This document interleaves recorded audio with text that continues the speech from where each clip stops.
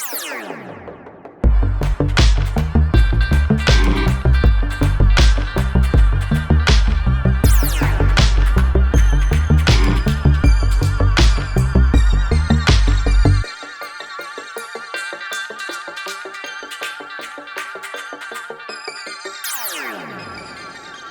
morning, everyone. Welcome to the Crypto Insider channel. I am the Crypto Insider, back with another cryptocurrency video for you today. Still not a good night. We need some good days here. We're XRP centric at this channel, so a lot of the articles and a lot of the things we discuss are XRP related topics. We do get into some other cryptos from time to time. But we've been following XRP the most lately, and there's a lot of news out around XRP. In any case, we do not sell anything at the Crypto Insider channel, so there's no purchases to make. You don't need any money. The videos are free to view, but we do donate to charity for each new subscriber to the channel, and we donate to @GoodXRP, who, using the tip bot, thank you, We'd Say Wind, breaks down the donation and sends it off to a bunch of different good charities, and there they are on the screen. And I know people are getting sick of hearing me say that, but you know, there's new people watching all the time, and they may be wondering what we're doing here with @GoodXRP. So thanks everyone who's a regular listener or viewer for bearing with me. The other thing is the disclaimer, standard disclaimer: do your own research, reap your own rewards, suffer your own consequences. We're going to get into live coin watch here and look at the XRP prices, as well as the other cryptos. We always like to see who's the biggest mover. It looks like Bitcoin dominance gained a little bit since yesterday, not much. Sitting at about 64.5%. XRP down 0.7% on the hour, 2.07% since yesterday. I imagine some of that is negative news. What they're considering negative news from the XRP lawsuit, which, by the way, won't go anywhere, be decided, or have anything happen for years and years, probably at this point.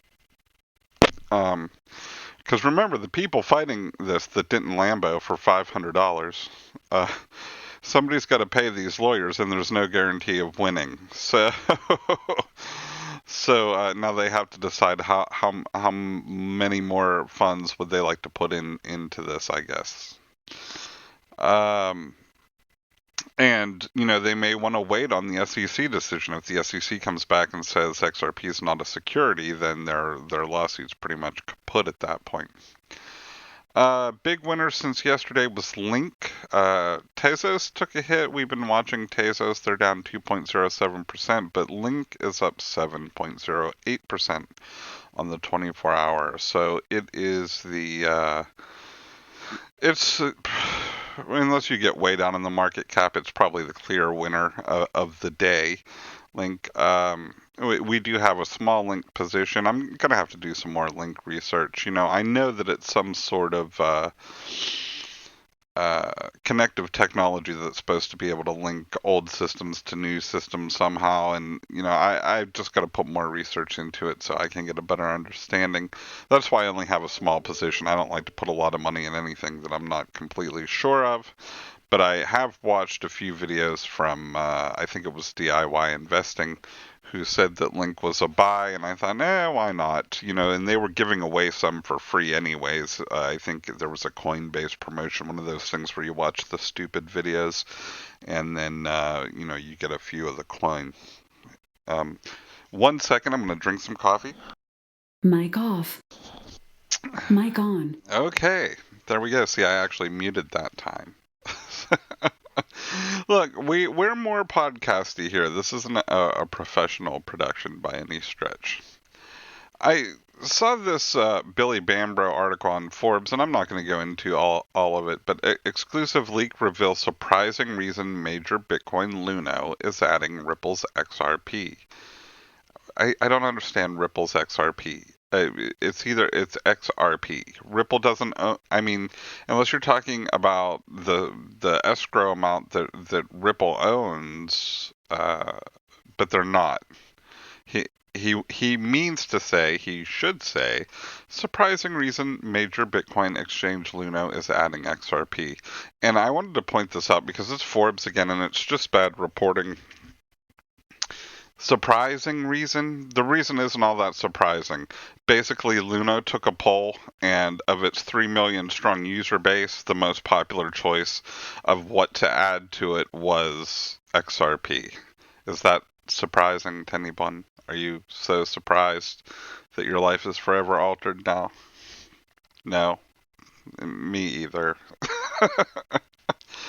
And I wanted to cover I wanted to cover this tweet that Weiss Crypto put out. Um, Money transfer service Asimo will use Ripple's ODL service to speed up the fund transfers in the Philippines. Why not use stablecoins instead? USDT is more liquid than XRP. This would have been a novelty in 2015. Now there are better options than XRP for moving fiat around. And it doesn't really list what those better options are, what Weiss Crypto thinks they are, except Tether. And I don't know, Tether. Tether's had problems. Tether had a really cozy relationship with Bitfinex, and there was a Department of Justice investigation, and there was a failed audit saying that they weren't really backed, by the dollar, but it was more like 74 cents. Also, the speed's not there. Isn't Tether built on top of the Bitcoin?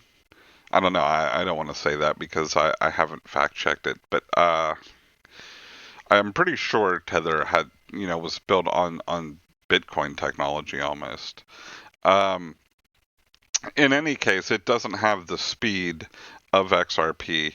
It doesn't have the decentralization of XRP, and it's pretty much pegged to an American fiat, which doesn't eliminate any of the problems that are out there already.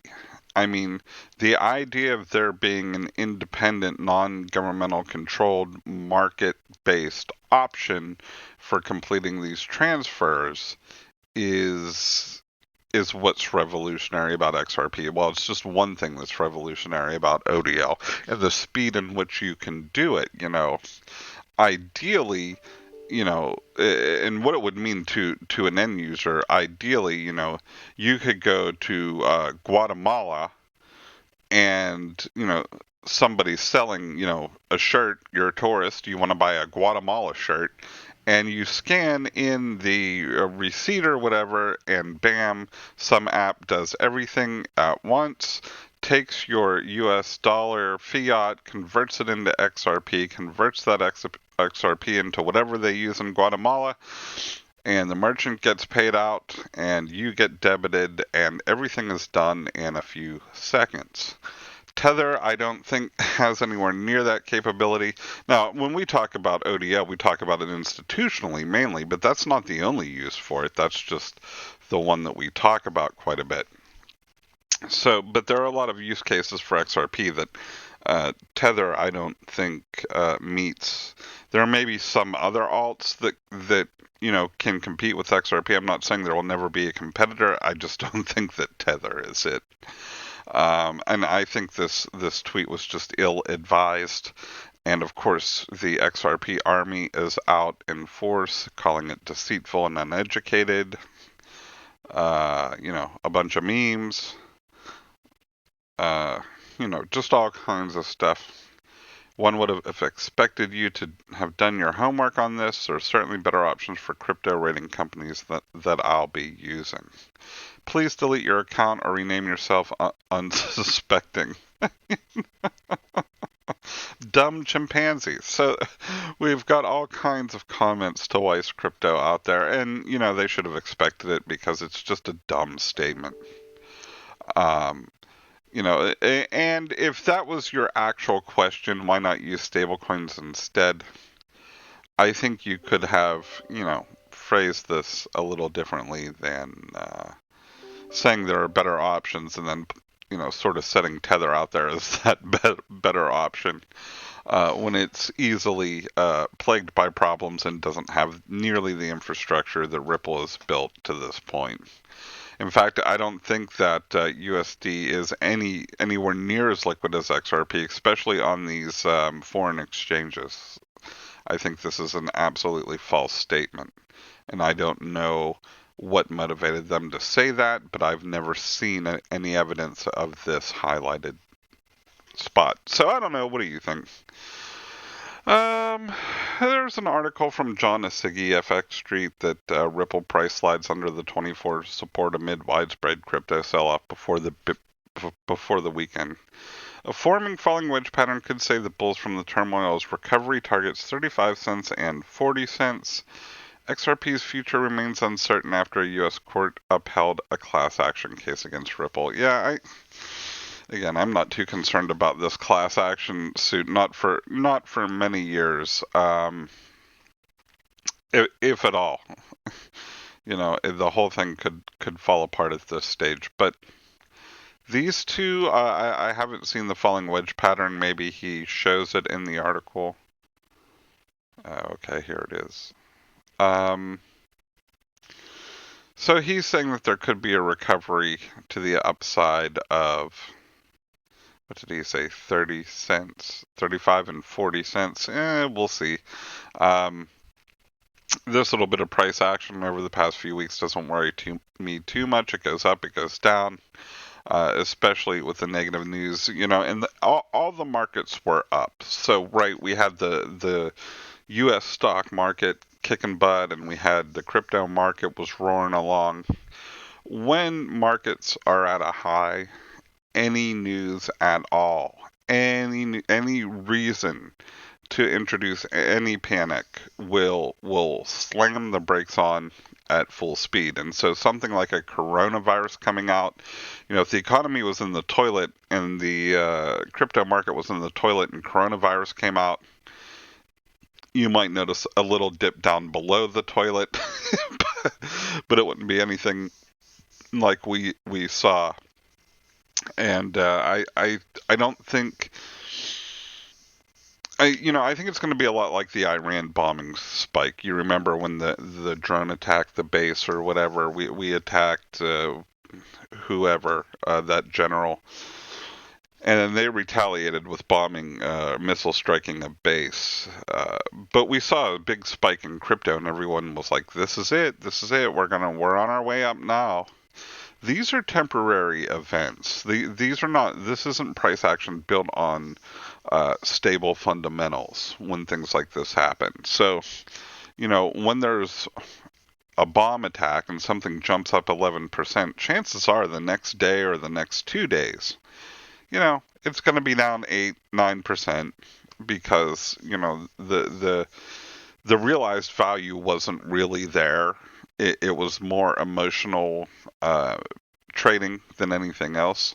And I think that's what we're seeing in the opposite direction with the coronavirus. They come out and say, oh, this is going to, there's a lot of panic over the coronavirus.